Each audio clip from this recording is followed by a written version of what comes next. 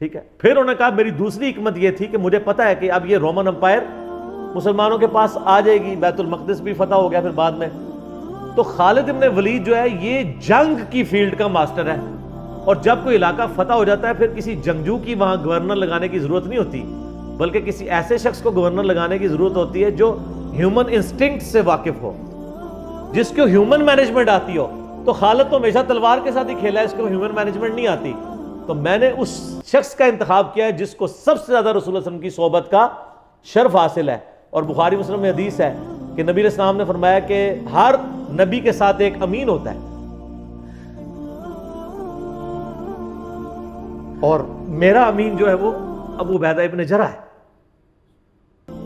ان کو پھر یعنی یرموک میں حضرت عمر نے یعنی آرمی چیف لگایا اور فتح ہوئی. اس کے بعد بیت المقدس بھی فتح ہو گیا، کیونکہ ابو عبیدہ جو ہے وہ شروع کے مسلمانوں میں سے مکی دور کے.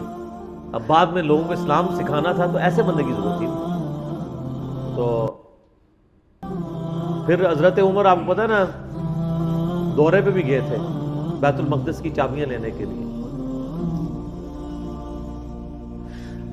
تو وہاں پہ کئی واقعات ہیں، ان میں سے ایک جو واقعہ ابو عبیدہ کا جو کہ ذکر ہوا ہے، تو اس کے بعد حضرت عمر ابو عبیدہ کو کہتے ہیں مجھے اپنے اب آپ آفس میں لے چلو.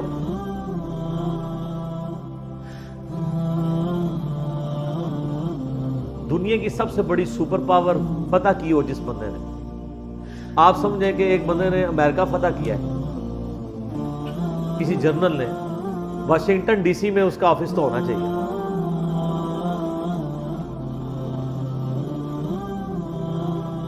حضرت عمر رضی اللہ تعالیٰ عنہ کو ابو عبیدہ جب اپنے یعنی آفس میں لے کے گئے تو آفس کیا تھا؟ اسی قلعے کا ایک پرانا سا کمرہ جس کے ایک کونے کے اوپر مصلی بچھا ہوا ہے، ایک وضو کی جگہ ہے، لوٹا پڑا ہوا ہے.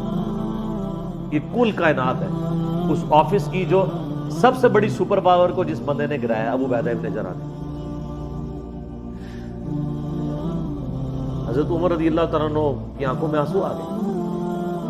انہوں نے فرمایا کہ دنیا نے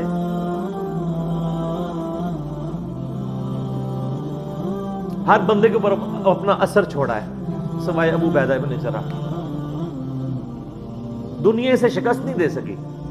دنیا سے مراد دنیا کی محبت. ہر بندے نے اپنا حصہ لے لیا. اس لیے آپ کو پتا ہے نا کہ حضرت عمر اپنے دور خلافت میں ابو عبیدہ ابن جرح کو بار بار خط لکھتے رہے کہ آپ ادھر آ جائیں، کیونکہ حضرت عمر چاہتے تھے کہ میں اپنے بعد کو خلیفہ نامزد کروں، اس لیے کہ وہ امین الامت ہے. لیکن وہ پھر حضرت عمر کے دور میں طاعون کے مرض میں وبا جو پھیلی تھی شام میں، اس میں وہ پھر شہید ہو گئے، تو وہی ان کا پھر وہ قبر بن گئی.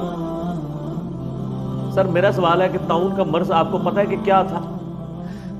جسم میں پورے پھوڑے نکلتے تھے کینسر کے. تو کیا حضرت ابو عبیدہ ابن جرح ناکام گئے ہیں دنیا سے؟ کہتا ہے جی کوئی بندہ مرا تھا، بڑا نورانی چہرہ تھا، یہ تھا وہ تھا.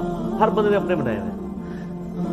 ایک بندہ پھوڑوں کی تکلیف سے مرا ہے، بخاری مسلم کی حدیث ہے، جو طاعون کے مرض میں مرا وہ شہید ہے. تو وہ مرے تو بستر مرگ پہ ہے لیکن شہید ہے. اور دوسری طرف خالد بن ولید آپ دیکھ لیں، سینکڑوں جنگوں میں حصہ لیا انہوں نے، کسی ایک جنگ میں شکست نہیں کھائی، حتیٰ کہ جو کافروں کی طرف سے بھی غزوہ احد لڑی ہے اس میں بھی ان کو شکست نہیں ہوئی. جسم پہ حضرت خالد بن ولید کہا کرتے تھے میرے جسم کا کوئی حصہ نہیں جس پہ برچھی یا نیزے یا تلوار کا نشان نہ ہو.